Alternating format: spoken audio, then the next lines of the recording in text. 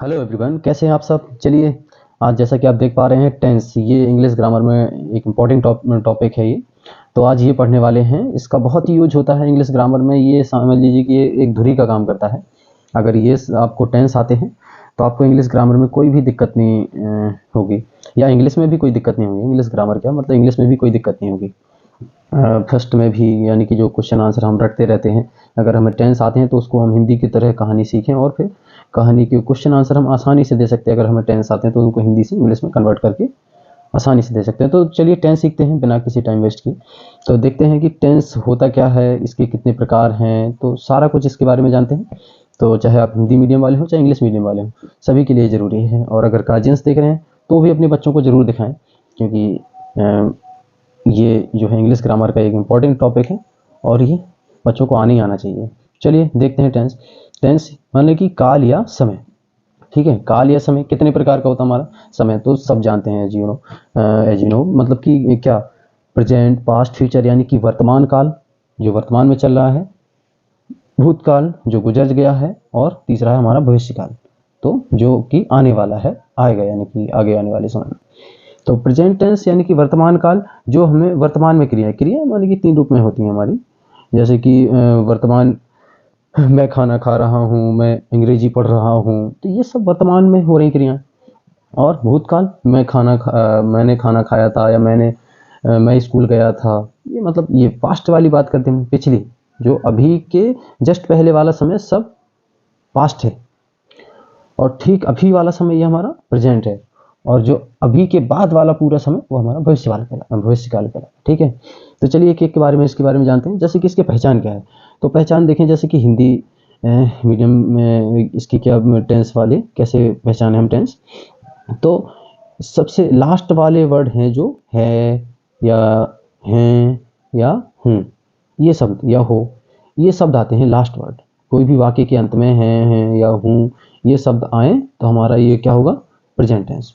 और अगर पास्ट की बात करें तो कोई भी वाक्य के अंत में, यानी कि सेंटेंस के लास्ट में था, थी और थे आदि शब्द आए, था, थी, थे, तो ये हमारे, या ये भी आ जाते, यानी कि इनमें हैं आएगा, हैं या हूँ, तो था, थी, थे नहीं आएंगे, और था, थी, थे आएगा तो ये शब्द नहीं आएंगे। तो या ये भी आ सकते हैं इसमें। ठीक है, मतलब है नहीं आएगा बस। ठीक है आ गया तो वो प्रेजेंट हो जाएगा। तो ये हमारा भूतकाल हो गया, था, थी, थे या ये आए तो। ठीक है, और फ्यूचर की पहचान क्या है। फ्यूचर में हमारा गा, गी और गे, लास्ट वाले वर्ड बता रहे हैं हम। ये कोई भी सेंटेंस के लास्ट में ये वर्ड आएंगे। ठीक है, तो ये हमारे क्या कहलाएंगे, फ्यूचर टेंस। जो गा, गी, गे आएगा तो था, थी, थे आया तो पास्ट टेंस, और है और हैं और हूँ या हो ये शब्द आएंगे तो प्रेजेंट टेंस। ठीक है, तो अब इंग्लिश में कैसे पहचानें, ये तो हमारी हिंदी वाली पहचान होगी कि present tense, past tense, future tense. तो उम्मीद है आपको समझ में आया होगा। तो ये अब हम इंग्लिश में कैसे पहचानें। इंग्लिश में कोई सेंटेंस लिखा है तो उसको कैसे पहचानें कि ये प्रेजेंट है, पास्ट है, फ्यूचर। तो इंग्लिश ये हमेशा कोई भी सेंटेंस को हम क्रिया से पहचानते हैं कि वो प्रेजेंट में है, पास्ट में है, या फ्यूचर में है। तो ये हम क्रिया क्या, ये हेल्पिंग वर्ब, या तो पहले हेल्पिंग वर्ब देखें या मेन वर्ब देखें। लिंकिंग वर्ब वाला हमने और भी इंग्लिश ग्रामर के टॉपिक हैं अपने चैनल पे डाल रखे हैं, अगर आपने वो नहीं देखे तो आप वो देखिएगा। तो वर्ब से हम पहचानते हैं, वर्ब क्या होती है, वर्ब के बारे में भी हमने डाल रखा है, तो उसको भी देखिएगा अगर नहीं वर्ब का भी पता आपको। तो हेल्पिंग वर्ब से पहचाने, तो हेल्पिंग वर्ब प्रेजेंट की क्या होती है, इज, आर, एम, डू, और हमारी डज हो गई, हैज, हैव, और हैज बीन, हैव बीन, ये सब ये हमारी प्रेजेंट की हेल्पिंग वर्ब होंगी। अगर ये हेल्पिंग वर्ब आ रही है, ये वर्ब आ रही है हमारी टेंस में, कोई भी सेंटेंस में ये वर्ब आ रही है तो समझ जाइए कि वो प्रेजेंट टेंस है।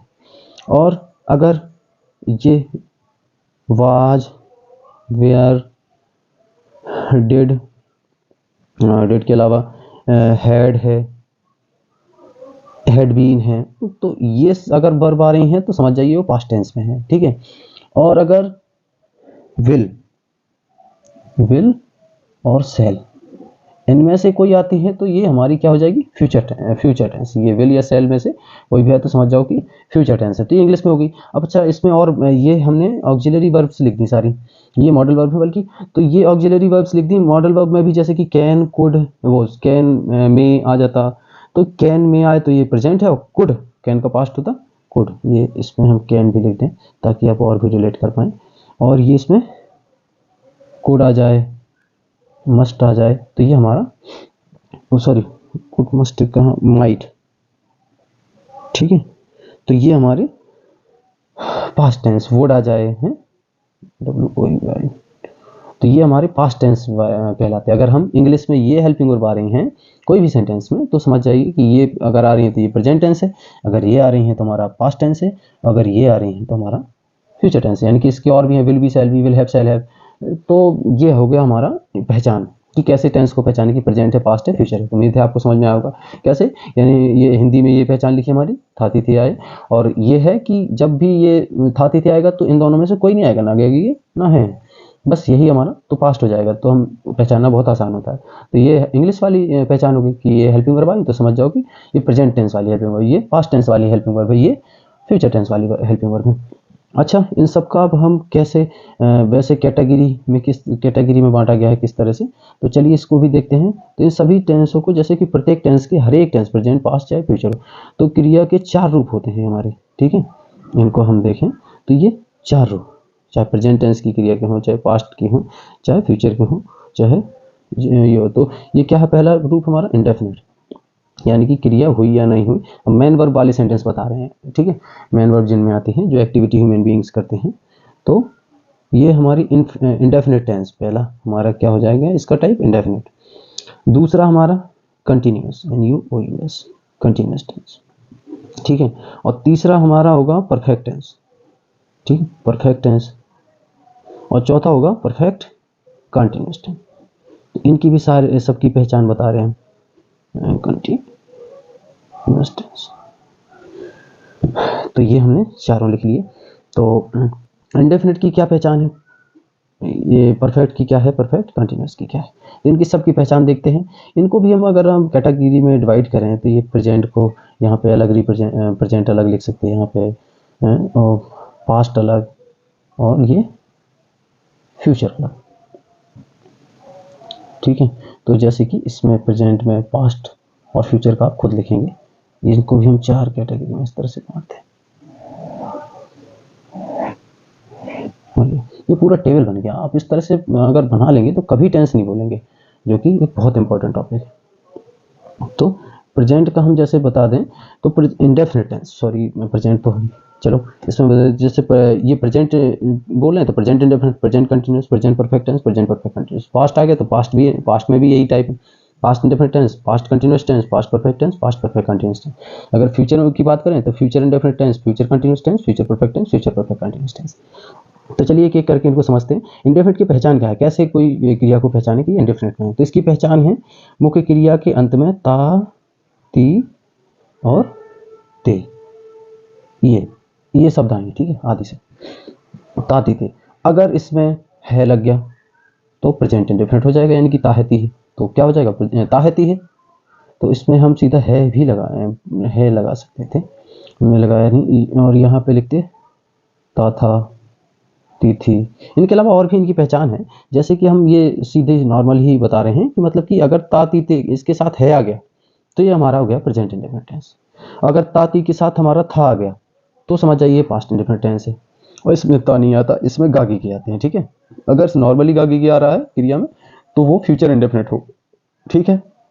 तो उम्मीद है इंडेफिनिट की पहचान समझ में आई होगी कि ता, ती, ते आए तो वो इंडेफिनिट की पहचान होती है। अगर ता, ती, ते में है लग गया तो प्रेजेंट इंडेफिनिट है, जैसे कि प्रेजेंट की पहचान है और ताती की पहचान है इंडेफिनिट। अगर इसमें ता, है, ती है आ गया तो प्रेजेंट इंडेफिनिट, और अगर ता, था, ती, थी आ गया तो पास्ट इंडेफिनिट, ठीक है। अगर गागी गे आ गया तो फ्यूचर इंडेफिनिट है। इसमें हम गागी गे ही पहचान में रखते हैं, ठीक है। गा है वो गागी गे। और अगर वो इसका हिंदी में बोले तो इसका पता नहीं चलता क्रिया का हुआ या नहीं हुआ, अनिश्चय, इंडेफिनिट अनिश्चित, डेफिनिट मतलब निश्चित, इंडेफिनिट में अनिश्चित। तो क्रिया का पता नहीं रहता कि क्रिया पूरी हुई या नहीं हुई, तो इसको कहते हैं हम इंडेफिनिट टेंस। इसलिए तो ये हमारा ता, है, ती है आया तो प्रेजेंट इंडेफिनिट टेंस, ता, था, ती, थी आ गया तो पास्ट इंडेफिनिट टेंस, ठीक है। अब अगला है हमारा type continuous tense. Continuous tense क्या होते, तो कंटिन्यूअस का मतलब, पहले इसका मतलब जान लीजिए। इसको हम और भी दूसरे नाम से जानते हैं, इम्परफेक्ट टेंस, इम्परफेक्ट, ठीक है, इम्परफेक्ट। कंटिन्यू, जैसे कि हम कहते हैं कभी कंटिन्यू करो, कंटिन्यू मतलब लगातार, जारी रखना, ठीक है। तो इसमें हमेशा क्रिया का जारी रहना पाया जाएगा। क्या पाया जाएगा, जारी रहना, ठीक है। तो उम्मीद है आप समझे होंगे कि क्रिया का जारी रहना हमेशा पाया जाएगा इसमें, क्रिया का जारी होना। तो जारी होना किन शब्दों से हम बताते हैं? जारी होना बताते हैं रहा, रही और रही, इन शब्दों से। अच्छा, अगर प्रेजेंट, अब हमने यहाँ प्रेजेंट तो लिख दिया, लेकिन हमने केवल कंटिन्यूस की पहचान लिखी है ये। अगर इसमें है जुड़ जाए, जैसा कि अभी हमने पिछली इसमें ता है थी में समझा, ऐसे इसमें अगर है जुड़ जाए तो प्रेजेंट कंटिन्यूअस टेंस। अगर इसमें था जुड़ जाए, रहा था रही थी रहे थे, तो पास्ट कंटिन्यूअस टेंस। और अगर इसमें गागी के जुड़ जाए, रहा होगा, रही होगी, रहे होंगे, तो ये हमारा फ्यूचर कंटिन्यूअस टेंस। तो है ना जी, कितना आसान है, बस बहुत ही आप ध्यान से समझते जाइए, कुछ भी नहीं है इनमें। तो कंटिन्यूअस टेंस की पहचान समझ में आई कि कंटिन्यूअस, बस इसको ये याद रख लिए, कंटिन्यूअस का मतलब है रहा रही रहे, लगातार किसी चीज को जारी रखना, ठीक है। तो रहा रही यानी कि कंटिन्यूअस। तो कंटिन्यूअस अगर रहा रही के साथ है आ गया तो है तो प्रेजेंट की पहचान है, तो प्रेजेंट कंटिन्यूअस हो गया। अगर रहा रही के साथ था थी थे आ गया, रहा था रही थी रहे थे, इन टेबल को आप भरिएगा, इसी तरह से ये टेबल बना लीजिएगा, इनको बाकी को आप भरते रहिएगा। तो अगर था थी थे आ गया रहा रही के साथ, तो पास्ट कंटिन्यूअस टेंस, और गागी के आगे रहा होगा, रही होगी, रहे होंगे, तो ये फ्यूचर कंटिन्यूअस टेंस। और अब अगला है हमारा परफेक्ट टेंस। परफेक्ट टेंस यानी कि पूर्ण, ये इम्परफेक्ट ध्यान रखिएगा, परफेक्ट नहीं, इम्परफेक्ट यानी कि अपूर्ण। परफेक्ट मतलब कि पूर्ण होना, इसका मतलब है पूर्ण। तो इसमें मतलब कि क्रिया का पूर्ण होना पाया जाएगा। क्या पाया जाएगा? पूर्ण होना। परफेक्ट कहते हैं ना कि बिल्कुल परफेक्ट, एकदम, तो एकदम परफेक्ट मतलब बिल्कुल पूर्ण, एकदम कंप्लीट, ठीक है। तो क्रिया का पूर्ण होना पाया जाएगा। तो क्रिया का पूर्ण होना किन शब्दों से हम दिखाते हैं इंग्लिश में, वो हिंदी में, तो चुका चुकी से, कि जैसे मैं खाना खा चुका हूँ, तो भाई खा चुका हूँ, या खा लिया है, ये भी शब्द आते। तो चुका चुकी से नॉर्मली हम बताते हैं, तो चुका, चुकी और चुके, इन शब्दों से हम क्या बताते हैं? क्रिया का पूर्ण होना। तो ये हमारा चुका चुकी आ गया। अगर चुका चुकी के साथ है आ गया, चुका चुकी के साथ है आ गया, तो ये फिर से भाई प्रेजेंट परफेक्ट टेंस। अगर चुका चुकी के साथ था आ गया, तो ये पास्ट परफेक्ट टेंस। चुका चुकी चुकी परफेक्ट की पहचान है, और रहा रही कंटिन्यूस की पहचान है, इंडेफिनिट की ताती थे, इसमें या ये भी आ जाती पहचान, या था, ये थी, ये थे भी, ठीक है। तो ये पास्ट की उतना तो है ही है इसको, और अभी केवल इतना जानिए, फिर उसके बाद अगली वीडियो में और भी हम सारा कुछ इसके बारे में लेके आएंगे, अलग अलग सबको डिटेल में। अभी केवल मेन पढ़ लीजिए, तो आपके दिमाग में रहेंगे, तो हमेशा आपको कभी नहीं भूलेंगे ये सब, ठीक है। तो जैसे कि चुका चुकी, तो ये परफेक्ट की पहचान है। चुका है, चुका है, चुकी है, चुके हैं, तो ये प्रेजेंट परफेक्ट टेंस। चुका था, चुकी थी, चुके थे, पास्ट परफेक्ट टेंस। चुकेगा, चुकेगी, चुकेंगे, तो फ्यूचर परफेक्ट टेंस। तो एज सिंपल एज जी देख सकते हैं कि अगला है हमारा perfect continuous tense. Perfect continuous क्या होता है कि जिन वाक्यों की जैसे इसमें लगा है कंटिन्यूस, इसको इम्परफेक्ट भी बोल सकते थे, ठीक है, इम्परफेक्ट भी बोल सकते हैं। तो कंटिन्यूस, कंटिन्यूस की पहचान हमने क्या देखी थी? रहा रही रही, तो इसमें भी रहा रही आना चाहिए, क्योंकि हम पहले बता चुके हैं। और परफेक्ट, परफेक्ट का मतलब है चुका चुकी, मतलब पूर्ण होना। चुका चुकी से अब इसको छोड़िए, परफेक्ट का मतलब पूर्ण होना, यानी कि इसमें समय दिया रहेगा फिक्स्ड, जिसमें कार्य चल रहा होगा, वर्तमान कंटिन्यू, सॉरी वर्तमान कंटिन्यू मतलब लगातार जारी रहेगा, ठीक है। तो इसमें कंटिन्यूअस मतलब जारी रहेगा, और परफेक्ट मतलब कुछ निश्चित समय अंतराल में या अनिश्चित समय अंतराल में, ठीक है। निश्चित समय अंतराल में, अनिश्चित समय अंतराल में काम जारी रहेगा। तो इसकी पहचान तो यही कंटिन्यूअस लगा है, तो रहा रही ही रहेगी, रहा रही रही, प्लस रहेगा इसमें टाइम, ठीक है, प्लस टाइम, समय, यानी कि समय भी देगा। जैसे कि इसका एग्जाम्पल बताएं कि वह 2 दिन से स्कूल जा रहा है, या प्रतिदिन स्कूल, वह 4 दिन से स्कूल नहीं जा रहा है, तो रहा है रही आ गया, रहा रही आ गया, और प्लस टाइम, 2 दिन से, 4 दिन से, सोमवार से, मंगलवार से, 4 साल से इस घर में रह रहा है, 1 साल से टेंस सीख रहा है, अभी भी नहीं सीख पाया है, तो फिर ये वीडियो देखिएगा। तो इसके लिए मतलब कि रहा रही आएगा प्लस टाइम आएगा, तो ये परफेक्ट कंटिन्यूअस टेंस, ठीक है। तो ये रहा रही प्लस टाइम। अगर रहा रही के साथ है आ गया, जैसे कि हम पिछले में लगाते रहे हैं, रहा रही के साथ है आ गया, तो प्रेजेंट परफेक्ट कंटिन्यूअस टाइम, और प्लस टाइम भी आए। और रहा था रही थी रहे थे आ जाए, और प्लस टाइम, तो पास्ट परफेक्ट कंटिन्यूअस टेंस। और रहा होगा, रही होगी, रहे होंगे, प्लस टाइम, तो फ्यूचर परफेक्ट कंटिन्यूअस टेंस। तो इस तरह से ये हमारे टेंसों की पहचान होगी। अब ये बाकी के चार्ट आप पूरा कीजिए, इसी तरह का चार्ट बनाइए, उसको पूरा कीजिए, तो आपको समझ में आया होगा, उम्मीद है। एक बार क्विक रिवीजन करा दें, जैसे कि टेंस क्या होते हैं कि 3 तरह के, प्रेजेंट, पास्ट, फ्यूचर। तो प्रेजेंट की पहचान हिंदी में बोले तो हैं, और ये थाती थे, ये गागे गए। इसकी इंग्लिश में पहचान देखें तो is are am, do, does, has, have, can, में। और अगर पास्ट में पहचान देखें तो was, were, did, might, had, could, might, would, ठीक है। और फ्यूचर में पहचान देखें तो will, shall, will have, shall have, ये भी बहुत सारे आ जाती है। तो ये मेन है, ये आएंगे तो हमें समझ जाना फ्यूचर टेंस है, ठीक है। तो हर एक टेंस के 4 भाग भी होते हैं। तो जैसा कि हर टेंस के होते हैं तो हमने लिख रखे हैं indefinite tense, continuous tense, perfect tense, perfect continuous tense. Indefinite tense की पहचान क्या है? ताती थे, अगर है लग गया तो प्रेजेंट इंडेफिनिट है। ताथाती थी यानी कि पास्ट इंडेफिनिट, और गागी गए तो फ्यूचर इंडेफिनिट। कंटीन्यूअस यानी कि रहा रही, कंटीन्यूअस लगातार जारी रखना, किसी कार्य को जारी रखते हैं तो किससे बोलते हैं? रहा रही से। वह स्कूल आम खा रहा है, वह स्कूल जा रहा है, अंग्रेजी पढ़ रहा है, तो रहा रही यानी कि कंटीन्यूअस। अगर है लग गया, अगेन अगर है लग गया तो हमारा प्रेजेंट कंटीन्यूअस, अगर था लग गया तो पास्ट कंटीन्यूअस, और रहा अगर रही होगी तो फ्यूचर कंटीन्यूअस। परफेक्ट में है चुका चुकी से दिखाते हैं हम। अगर चुका है चुकी है लग गया इसके साथ तो प्रेजेंट परफेक्ट टेंस, अगर था लग गया तो इसके साथ पास्ट परफेक्ट टेंस, और अगर गागी लग गया तो फ्यूचर परफेक्ट टेंस। और अगर इसकी बात करें परफेक्ट कंटीन्यूअस की, तो रहा रही आएगा इसमें, प्लस टाइम भी आएगा।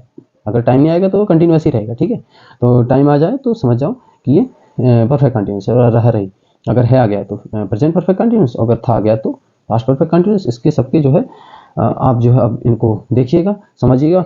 और चूंकि वीडियो लंबा हो रहा है इसलिए आज के लिए इतना ही काफ़ी।